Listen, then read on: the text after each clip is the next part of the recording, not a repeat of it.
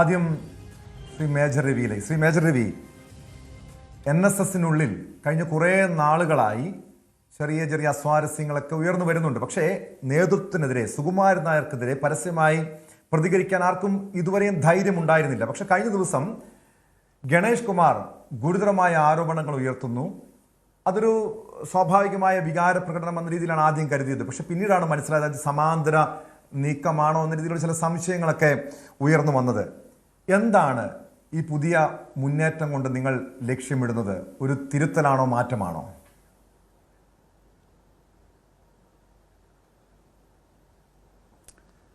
തിരുത്തൽ ഇനി നടക്കുമെന്നുള്ള എനിക്ക് തോന്നുന്നില്ല. കാരണം ചില സംഭവങ്ങൾ ഞങ്ങളുടെ ആർമി ഒരു ലാംഗ്വേജ് ഉണ്ട്, ബിയോണ്ട് എക്കണോമിക്കൽ റിപ്പയർ എന്ന് പറയും.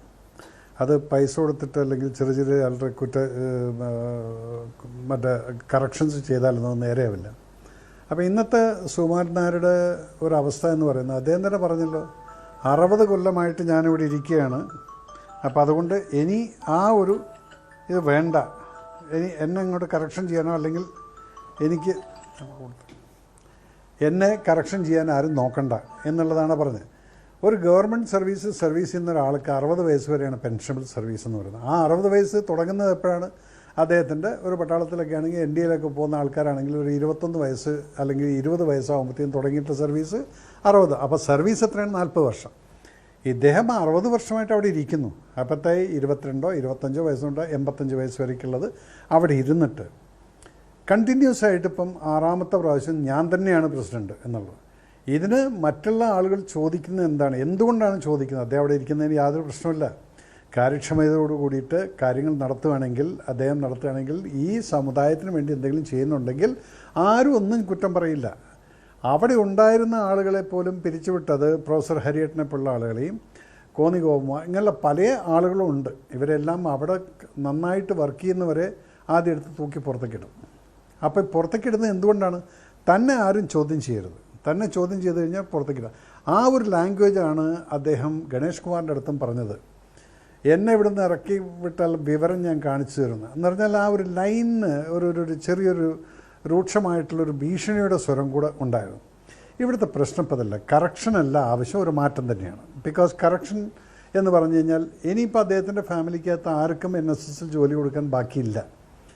അതങ്ങനെ വല്ലതും ബാക്കി ഉണ്ടായിരുന്നെങ്കിൽ പല വേക്കൻസികളിലും ഉണ്ടായിരിക്കുമല്ലോ. അത് മക്കളായാലും മരുമക്കളായാലും അമ്മാവൻ്റെ മകനും ചിറ്റപ്പൻ്റെ മകനും എല്ലാം കൂടെ ആയിട്ട് നോക്കിക്കഴിഞ്ഞാൽ ഒരു 100-300 ആൾക്കാർ അദ്ദേഹത്തിൻ്റെ ബന്ധുക്കളായിട്ട് തന്നെ NSSനകത്ത് ജോലിയുണ്ട്. നേരെ മറിച്ചൊരു നോർമലായിട്ടുള്ള ക്വാളിഫൈഡ് ആയിട്ടുള്ളൊരു നായർ കുട്ടി TTC പാസ്സായിട്ട് അവിടെ പോയി കഴിഞ്ഞാൽ അതിന് 10, 20, 25 ലക്ഷം രൂപ കൈക്കൂലി കൊടുത്തില്ലാതെ അതിനകത്തോട്ട് കയറാൻ പറ്റില്ല. പിന്നീട് എന്താണ് നിങ്ങൾ ചെയ്തത്? ഇത്രയും വലിയൊരു സമുദായത്തിൻ്റെ തലവനായിട്ട് അവിടെ ഇരിക്കുന്ന സമയത്ത് എന്താണ് ചെയ്തിരിക്കുന്നത്? നമ്പർ 1, നിങ്ങളുടെ ധാർഷ്ട്യം എന്ന് പറയുന്നത് അതിര് കടന്നിരിക്കുന്നു. രാജ്യത്തിൻ്റെ രാഷ്ട്രപതി, ഉപരാഷ്ട്രപതി അവിടെ വന്നിട്ട് പോലും അദ്ദേഹത്തെ ഇൻസൾട്ട് ചെയ്തിട്ട് അവിടെ വരാൻ പാടില്ല എന്ന് പറഞ്ഞിട്ടുണ്ട്. പിന്നെ മന്നത്താചാര്യൻ്റെ പ്രതിമ എന്ന് പറയുന്നത്, ഇത് പറയുന്നത് കേട്ട് കഴിഞ്ഞാൽ നമ്മുടെ സ്വന്തം വീട്ടിലെ അച്ഛൻ്റെയോ അമ്മയുടെയോ മുത്തശ്ശൻ്റെയൊക്കെ പ്രതിമയാണ്. അതുകൊണ്ട് ഞാൻ പറയുന്ന പോലെ ആയിരിക്കും, ഞാനാണ് എൻ്റെ വാരിസ്, ഞാൻ പറയുന്ന പോലെ ചെയ്യാൻ പറ്റുള്ളൂ. മന്നത്താചാര്യൻ എന്ന് പറയുന്നത് നായർ സമുദായത്തിന് വേണ്ടിയിട്ടും അതുപോലെ തന്നെ ഹിന്ദു സമുദായത്തിന് എല്ലാവർക്കും വേണ്ടി ചെയ്തിട്ടുള്ള ഒരു വ്യക്തിയാണ്. അദ്ദേഹത്തിൻ്റെ ആ സ്കൂളിന് മുന്നേ തന്നെ എഴുതിയിട്ടുണ്ട്, NSS ഹിന്ദു കോളേജ് എന്ന് എഴുതി വെച്ചിട്ടുണ്ട്, ഹിന്ദു വിദ്യാലയം അല്ലെ. ആ ഹിന്ദുക്കൾക്ക് എല്ലാവർക്കും വേണ്ടി ഫൈറ്റ് ചെയ്തിട്ടുള്ള ഒരു മന്നത്താചാര്യനെ പോലും കാണണമെങ്കിൽ ഈ തമ്പ്രാൻ്റെ മുന്നിൽ ഓച്ചാനിച്ച് നിന്നാൽ മാത്രമേ അവിടെ പോകാൻ പാടുള്ളൂ എന്ന് പറയുന്ന സമയത്ത് ആർക്ക് വേണം? അപ്പോൾ പലരും അവിടെ പോവില്ല. അപ്പം എന്ത് പറ്റി? മന്നത്താചാര്യനെ പോലും ഇൻസൾട്ട് ചെയ്യത്തക്ക രീതിയിലോട്ട് ഇദ്ദേഹം കാര്യങ്ങൾ നീക്കി വെച്ചിട്ടുണ്ട്. 2, ഇവിടെ ഉണ്ടായിരുന്ന എത്ര കോളേജുകൾ, നിങ്ങളിന്നിപ്പോൾ NSS കോളേജുകളെല്ലാം ഒന്ന് പോയി നോക്കും. ഏക്കർ കണക്കിന് സ്ഥലമുള്ള ഒരു സ്ഥലങ്ങളാണ് ഈ NSS കോളേജുകൾ മുഴുവൻ. ഏതെങ്കിലും ഒരെണ്ണത്തിൽ പുല്ല് വെട്ടി വൃത്തിയാക്കിയിട്ട് വെച്ചിട്ടുണ്ടോ എന്ന് ചോദിച്ചു കഴിഞ്ഞാൽ ഒറ്റപ്പാലം, ഞാനിപ്പോൾ കോൺസ്റ്റിറ്റ്യുവൻസിയിൽ അവിടെ ഇലക്ഷൻ എന്ന സമയത്ത് ഞാൻ കണ്ടതാണ്. ആ കോളേജിൻ്റെ ഉൾവശത്തടക്കം പുറത്തുനിന്ന് നോക്കിക്കഴിഞ്ഞാൽ നമുക്ക് ഭീകരമായിട്ടുള്ളൊരവസ്ഥയാണ്. പാമ്പും ചെമ്പും കിടക്കുന്നൊരു, ഇത്രയും സ്ഥലം ഉണ്ടായിട്ട് നിങ്ങൾക്ക് ഇതൊന്നും മെയിൻറ്റെയിൻ ചെയ്യാനോ അല്ലെങ്കിൽ അതിനെ ഒരു അന്തസ്സോട് കൂടിയിട്ട് ഇത് ഒരു കുട്ടിക്ക് പറയാൻ സാധിക്കണം, ഇത് ഞാൻ പഠിക്കുന്ന കോളേജാണെന്ന് പറയത്തക്ക രീതിയിൽ നമ്മുടെ സ്ഥാപനത്തിന് വളർത്തിക്കൊണ്ടുപോകണില്ല. ആ സമയത്താണ് ഒരു ചായക്കട തുടങ്ങിയിരിക്കുന്നത്, പത്മ കഫേ എന്നും പറഞ്ഞിട്ട്. ഈ പത്മ കഫേ തുടങ്ങുന്നത് ഓക്കെ, നിങ്ങൾ ഭക്ഷണം കൊടുക്കാൻ വേണ്ടി ചെയ്തോളൂ, എന്തെങ്കിലും ചെയ്തു. അതിലിപ്പോൾ എത്ര എണ്ണം പൂട്ടി. ഞാൻ പോകുന്ന വഴിക്ക് കാണുന്ന പല പത്മ കഫേകളും പൂട്ടിക്കഴിഞ്ഞിരിക്കുന്നു. ഇതൊന്നും മുന്നോട്ട് കൊണ്ടുപോകുന്ന ഒരു ശാശ്വതമായിട്ടുള്ള ഒരു പ്രൊഫഷണലായിട്ടുള്ള ഒരു സ്ഥാപനം നടത്തേണ്ടതോ അതിൽ നിന്ന് നിങ്ങളുടെ സമുദായക്കാർക്ക് എന്തെങ്കിലും ഉപകാരം ഉണ്ടാകുന്നതോ അല്ല. 2, എത്ര മെഡിക്കൽ കോളേജുകൾ ഇന്നിപ്പം നമ്മുടെ അഫിലിയേഷൻ ഉണ്ടായിരുന്ന ഒരു ഹോമിയോ കോളേജ് പോലും തമിഴ്നാട്ടിലത്തെ അതിൻ്റെ അഫിലിയേഷൻ കയ്യിൽ നിന്ന് പോയിരിക്കുന്നു. വേറെ അയ്യപ്പാസ് കോളേജ് എന്നും പറഞ്ഞ് അത് മൂപ്പരുടെ ഏതോ ഒരു ശിങ്കിടി ട്രിവാൻഡ്രത്ത് വെച്ചിട്ട് അദ്ദേഹത്തിൻ്റെ പേരിലേക്ക് ആക്കിയിട്ട് അതും വിൽപ്പനയ്ക്കിട്ടിരിക്കുകയാണ്. സോ ഇവിടെ നടക്കുന്ന മുഴുവൻ വിൽപ്പനയും തട്ടിപ്പും വെട്ടിപ്പും എല്ലാം. ചേർത്തല കോളേജിൽ അവിടെ NSS കോളേജിലുണ്ടായിരുന്ന മണൽ മുഴുവൻ വാരി അവിടെ കുണ്ടും കുഴിയായിട്ടിട്ട് കടത്തിയിരിക്കുകയാണ്. കരിമണൽ ഒരു സ്ഥലത്ത് ഇവരുടെ സ്ഥലത്തുണ്ടായിരുന്ന മുഴുവൻ കരിമണൽ കടത്തേക്ക് വിറ്റിട്ടുണ്ടായിരുന്നില്ലേ?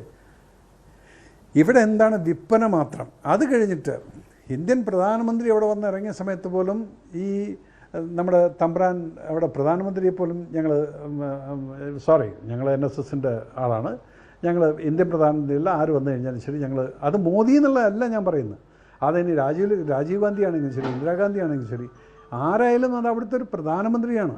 ആ പ്രധാനമന്ത്രിയെ പോലും ബഹുമാനിക്കാത്ത രീതിയിൽ വരണമെന്നുണ്ടെങ്കിൽ തൻ്റെ ധാർഷ്ട്യം കയറിയിട്ട് എവിടെ എത്തിയിരിക്കുന്നു എന്നുള്ളതാണ്. ഇതിനെയാണ് അപ്പം ഗണേഷ് കുമാർ ഇന്നലത്തെ മിനിഞ്ഞാന്നത്തെ എന്തോ ഒരു പത്രസമ്മേളനത്തിൽ പറഞ്ഞത്. തലയും താത്തിരുന്നിട്ട് അത് ഏതും കൊലവമ്പം വന്നു കഴിഞ്ഞാലും അവിടെ ഇരിക്കില്ല. കാരണം അങ്ങനെ ഇരിക്കുന്ന ആ ഒരു കസേല എന്ന് പറയുന്നത് മൂപ്പര വിചാരം ഇതാണ് ലോകം, ഇത് കിണറ്റിൽ കിടക്കുന്ന തവളയാണ്. തീർച്ചയായും ശ്രീ മേജർ രവി, അദ്ദേഹത്തിന്റെ ശൈലിയോടാണോ നിങ്ങൾക്ക് എതിർപ്പുള്ളത് അതോ ആ നേതൃത്വത്തോടാണോ? മാത്രമല്ല താങ്കൾ പറഞ്ഞു ഇനി അദ്ദേഹത്തെ തിരുത്തുക എന്ന് പറയാൻ അത്ര എളുപ്പമുള്ള കാര്യമല്ല എന്ന്. പക്ഷെ ഒരു മാറ്റമാണ് വേണ്ടതെങ്കിൽ NSSനകത്തൊരു ജനാധിപത്യ രീതിയിൽ അദ്ദേഹത്തെ മാറ്റുക, സുകുമാരൻ നായരെ മാറ്റുക എന്ന് പറയുന്നത് അത്ര എളുപ്പമുള്ള കാര്യമാണോ? അതെന്തുകൊണ്ടാണ് ഇപ്പം താങ്കൾ ചോദിച്ചുള്ള എളുപ്പമുള്ള കാര്യമാണോ എന്നുള്ളത്? ഞങ്ങൾ ഇവിടെ കേസ് കൊടുത്തിട്ടുള്ള ആൾക്കാരുണ്ട്. ഇതിൻ്റെ ബൈലോ ഒന്ന് കാണിച്ചിട്ട് അത് പ്രകാരം ഇതൊന്ന് കൊണ്ടുപോകൂ എന്ന് പറഞ്ഞിട്ട് ആ ബൈലോ കോടതിയിൽ ആ കേസ് വരുന്ന സമയത്ത് ഇപ്പോൾ 97ാമത്തെ പ്രാവശ്യവും കോടതിയിൽ ആ കേസ് മാറ്റിവെച്ചിരിക്കുകയാണ് ബൈലോ കാണിക്കാതിരിക്കാൻ വേണ്ടിയിട്ട്. അപ്പോൾ ആ ബൈലോയ്ക്കകത്തുണ്ട് അതിൻ്റേതായിട്ടുള്ള കൃത്യമായിട്ടുള്ള സംഭവങ്ങൾ. അപ്പോൾ അതിനകത്ത് കറക്ഷൻ ഉണ്ടെങ്കിൽ അത് കോടതിയിൽ വന്നാൽ അത് കാണും. അപ്പോൾ എന്തുകൊണ്ടാണ് താങ്കൾ അതിനെ പേടിക്കുന്നത്? ഈ ബൈലോ കോടതിയിൽ വരാൻ വേണ്ടിയിട്ട് പേടിക്കുന്നത്?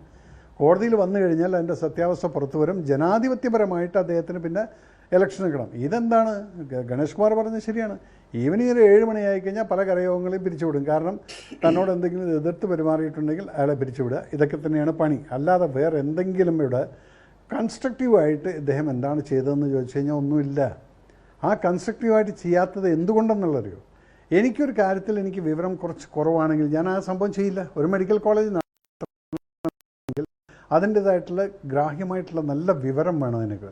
അതിലെന്തെങ്കിലും അപകടം പറ്റിക്കഴിഞ്ഞാൽ ഇനി ഞാൻ എന്തെങ്കിലും കേസിൽ കൊടുക്കുമോ? അപ്പം എന്താണ് വേണ്ട, മെഡിക്കൽ കോളേജിൽ വേണ്ട. ഞങ്ങൾ 40 അല്ലേ, എൻ്റെ സ്ഥലം പട്ടാമ്പിയിലാണ്.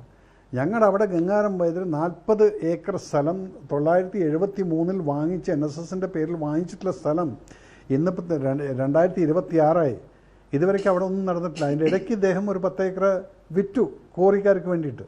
അത് വിൽക്കുകയാണോ അതോ കോറിക്കാർക്ക് വേണ്ടി കൊടുക്കുകയാണോ ചെയ്തിട്ടുള്ളതിൻ്റെ ശരിയായിട്ടുള്ള വിവരം എനിക്കില്ല. പക്ഷേ ഗംഗാരം വൈദ്യർ പറഞ്ഞത് ഇത് കോറിക്കാർക്ക് കൊടുത്തിട്ട് അവിടെ കോറിക്കാർ വന്നിട്ട് കംപ്ലീറ്റ് ഇടത്തുനിന്ന് കല്ല് വെട്ടി മാറ്റിക്കൊണ്ട് പോയിക്കൊണ്ടിരിക്കുകയായിരുന്നു. സോ ഇതുപോലുള്ള കാര്യങ്ങളാണ് ചെയ്യുന്നത്, കൺസ്ട്രക്റ്റീവായിട്ടൊന്നുമില്ല. അപ്പോൾ നിങ്ങൾക്ക് എന്തിനാണ്, നമുക്കൊരു മാറ്റം തന്നെയാണ് ആവശ്യം. കറക്ഷൻ ചെയ്യാൻ അദ്ദേഹം തയ്യാറാണോ? തയ്യാറാണെങ്കിൽ ആദ്യം നിങ്ങൾ ബൈലോ കൊണ്ടുവന്ന് കോടതിയിൽ സബ്മിറ്റ് ചെയ്യുക. ഈ 97 പ്രാവശ്യം കേസ് മാറ്റിവെച്ചുകൊണ്ടിരിക്കുന്നത് ആരാണ്?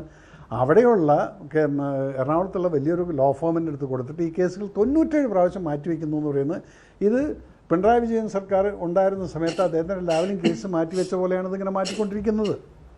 അപ്പം ഇത് ഇൻഫ്ലുവൻസ് വെച്ചത് നിങ്ങൾ എന്തുകൊണ്ട് ഈ ബൈലോ കാണിക്കുന്നില്ല? ഇതാണ് ഇവിടുത്തെ ഏറ്റവും വലിയൊരു പ്രശ്നം. ആ ബൈലോ ഉണ്ടെങ്കിൽ നമുക്ക് പിന്നെ ജനാധിപത്യപരമായിട്ട് ആളുകളെ സെലക്ട് ചെയ്യാം. അതിൽ നിന്ന് ആ സമയം വന്നു കഴിഞ്ഞാൽ സുകുമാരൻ നായരെ പിന്നെ അവിടെ ആരും സെലക്ട് ചെയ്യില്ല. ഇപ്പം എല്ലാവരും ഓച്ചാനിച്ച് നിൽക്കുന്നത് എന്തുകൊണ്ടാണ്? അദ്ദേഹം വിചാരിച്ചു കഴിഞ്ഞാൽ പല മാനിപ്പുലേഷൻസും ചെയ്യാൻ സാധിക്കും. അങ്ങനെ ഓച്ചാനിച്ച് നിൽക്കുന്ന കുറേ ആളുകളുണ്ട്. അതിൽ നിന്നിപ്പോൾ ഒരാൾ, അതിപ്പോൾ ഗണേഷ് കുമാറിനെ ഇപ്പം അവിടെ നിന്നിട്ട് എന്തിനാണ് പുറത്താക്കിയെന്നുള്ളത് എനിക്കറിയില്ല. എന്തിനാണെങ്കിലും ശരി അദ്ദേഹം ഇപ്പോഴെങ്കിലും ഒന്ന് വാ തുറന്ന് സംസാരിച്ചല്ലോ ഗണേഷ് കുമാറിൻ്റെ അടുത്ത്. എനിക്കതിന് നന്ദിയുണ്ട്. കാരണം ഇതാദ്യമേ ചെയ്യേണ്ടതായിരുന്നു. എൻ്റെ സുഹൃത്തൊക്കെ തന്നെയാണ് ഗണേഷ് കുമാർ. ഞാൻ പറഞ്ഞത് ഇവരൊക്കെ അവിടെ നിന്നിട്ട് ഇങ്ങനെ ഓച്ചാനിച്ച് നിർത്തുന്നത് തിരുവായ്ക്ക് എതിർവായി ഇല്ലാതെ ഇദ്ദേഹത്തിനെ അഴിച്ചു വിട്ടു. ആ വിട്ടതിൻ്റെയാണ് ഇന്നൊരു സമുദായം നശിച്ചു. പക്ഷേ ഈ അധികാര സ്ഥാനം ഉണ്ടായിരുന്നപ്പോൾ, അതായത് NSSന്റെ ഭാരവാഹിത്വം ഉണ്ടായിരുന്നപ്പോൾ ഗണേഷ് കുമാർ ഈ ധൈര്യം കാണിച്ചില്ല. ശ്രീ മേജർ രവി, എന്തായാലും അങ്ങിലേക്ക് എത്താം. കൂടുതൽ വാർത്തകൾക്ക് news 18 Keralam YouTube channel subscribe ചെയ്യുക.